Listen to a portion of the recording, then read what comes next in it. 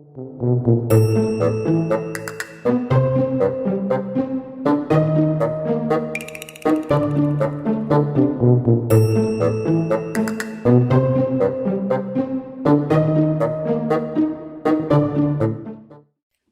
everyone to this week's Kids Town Online.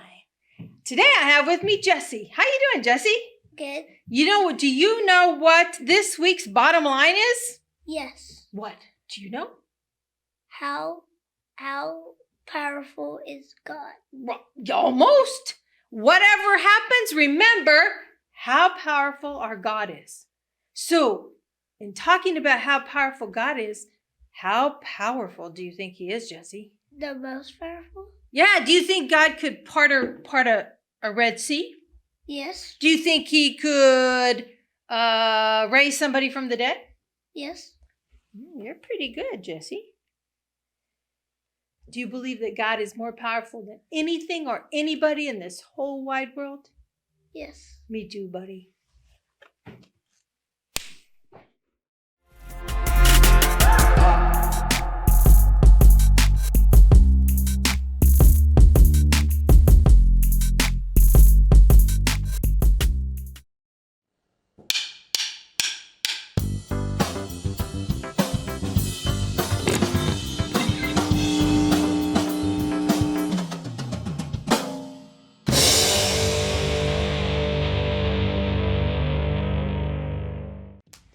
What do you focus on when you're putting together a puzzle?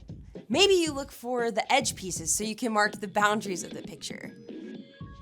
Maybe you grab one piece at a time and try over and over to match it up so that it makes sense.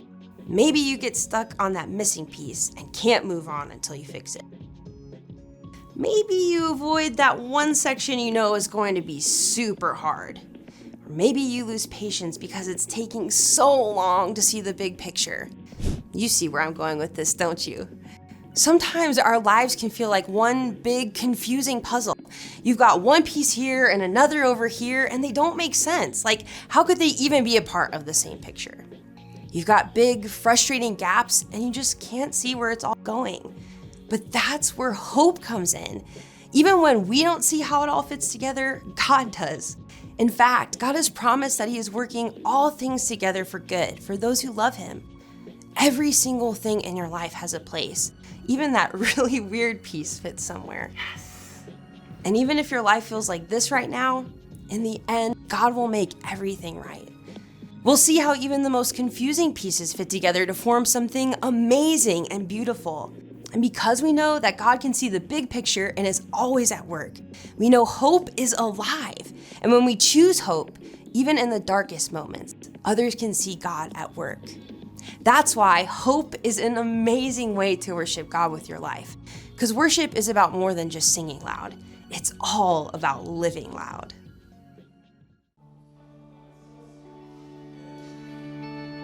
When the night is darkest and I feel weary, I'm not alone, 'cause you are with me. A new day is coming, I see light, and the sun will rise,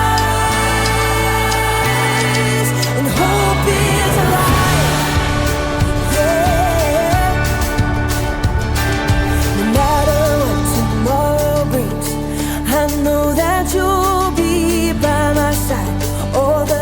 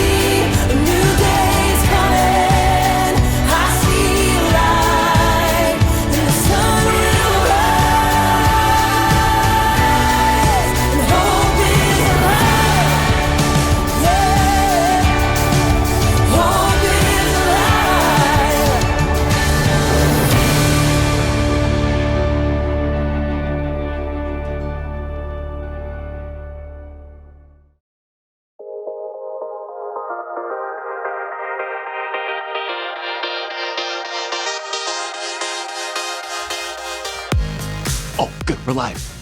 Hey everyone, my name is Jacob. Hey, question for you. Who likes puzzles? Ooh, I know I do. I like all kinds of puzzles. Jigsaw puzzles and Sudoku puzzles, crossword puzzles. Oh, those little pieces of metal that get all stuck together and you have to spend hours twisting them apart.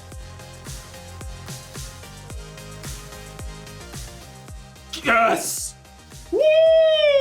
I love puzzles. Every single puzzle has a solution, no matter how challenging. Puzzles remind me of hope. Hope is believing that something good can come out of something bad. You see, sometimes life can feel like a puzzle, kind of like you're trapped in a maze. But when you have hope, you know that there's always gonna be a way out. Got it, Jacob. Woo! Or what if you've got so many problems that you feel like you're underwater? Well, hope reminds you to just keep swimming. And then there are those problems that just seem impossible to figure out, like this bottle puzzle right here. The object of this puzzle is to get the ball into the neck of the bottle. Problem is, there always seems to be something in the way. Been trying, this is fun, to get this one, no, almost there, solved for like 10 years. No, come on. And then go. Oh, maybe this one is impossible. In today's story, we'll hear about two sisters and their brother who found themselves in a situation that seemed impossible. So, they called on Jesus, who didn't do what they expected. I bet this bottle wouldn't expect if I got hammered right now.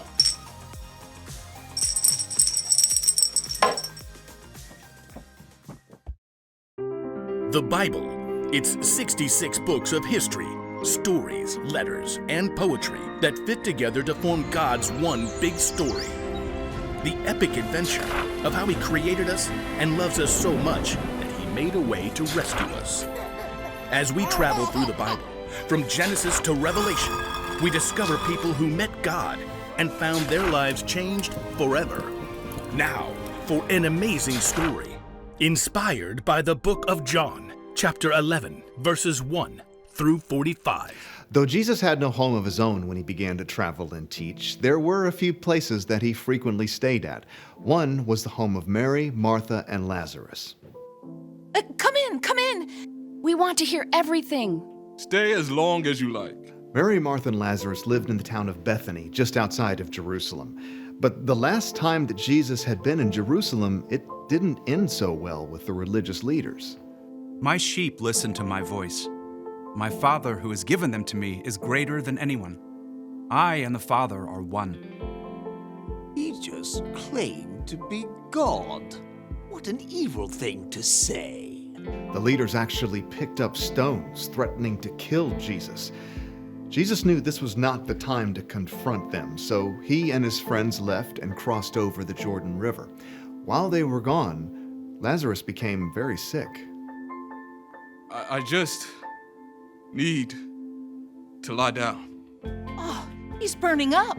We need cool water. I'll sit with him tonight. But Lazarus didn't get better. He became more and more feverish and restless. So hot. Mary and Martha became so worried about their brother that they sent a messenger after Jesus. After a long journey, the messenger finally reached Jesus and his friends. Martha and Mary say, "Lord, the one you love is sick." Jesus turned to his friends. This sickness will not end in death. No, it is for God's glory. God's Son will receive glory because of it. Perhaps Jesus' friends thought he would just heal Lazarus from a distance, but 2 days later, Jesus told his friends, Lazarus is dead. Wait, what? For your benefit, I am glad I was not there. Now you will believe. But let us go to him. Even though the religious leaders had tried to kill Jesus in Jerusalem, he chose to return for the sake of his friend. When Jesus and his friends at last neared Bethany, they were quickly spotted by the men and women who had come to comfort Lazarus' sisters. Martha, Mary, Jesus is here. If only he had come earlier. I have got some things to say to him. Martha leapt up and ran to meet Jesus outside the village. Lord, I wish you had been here. Then my brother would not have died.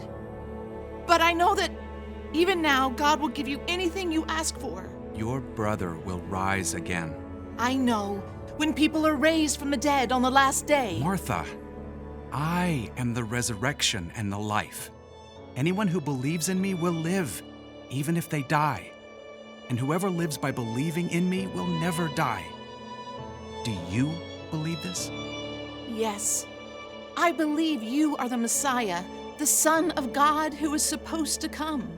Jesus nodded and looked past her. Where is Mary? Martha raced back to get her sister. The teacher is here. He's asking for you. Mary couldn't stop her tears, but she got up and hurried to meet Jesus, followed by her family and friends. When she reached him, she fell at his feet. Lord, I wish you had been here. Then my brother would not have died. Jesus saw her tears and the deep grief of the others around her, and his own spirit became very sad. Where have you put him? Come and see, Lord. As Jesus followed the crowd, his deep sadness overflowed into tears, and everyone noticed. See how much he loved Lazarus? Maybe.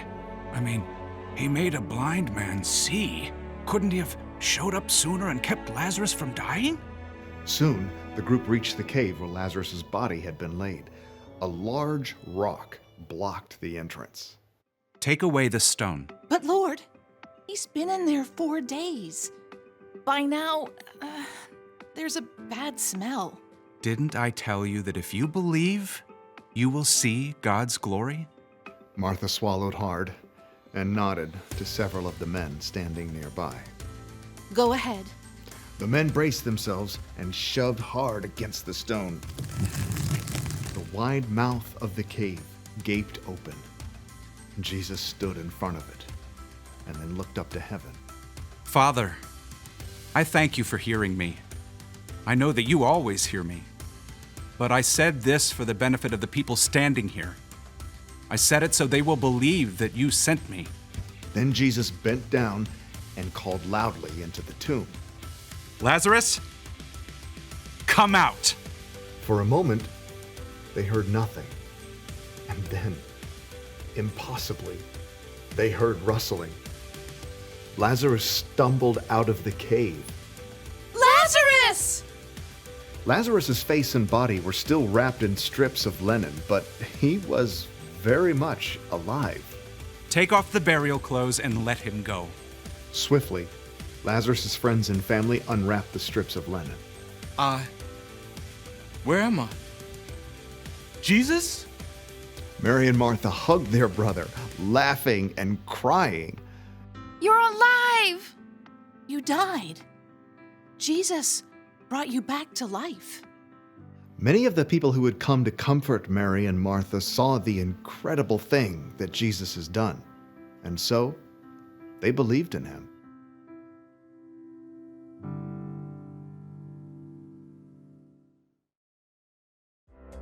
Oh, okay. When Jesus found out that his friend Lazarus was dying, he said, "This sickness will not end in death." And he was right, wasn't he? When Lazarus died, it wasn't the end. After 4 days, God brought Lazarus back from the dead. Yes! Woo! And because of that, we can know just how powerful God is. God made something good come out of something bad. And you know what? God can still do that today. He may not bring someone back from the dead exactly, but when something bad happens to you or the world, God can help make something good come from it. When you're having a hard time with a subject in school, it may feel like a maze. But God can help you stick with it and learn from the experience. When you have problems at home or in your family, they can get so bad that you feel like you're underwater. But remember that a very powerful God is with you through whatever you're going through. For us, a problem may seem like it's impossible, but for God, the solution is simple.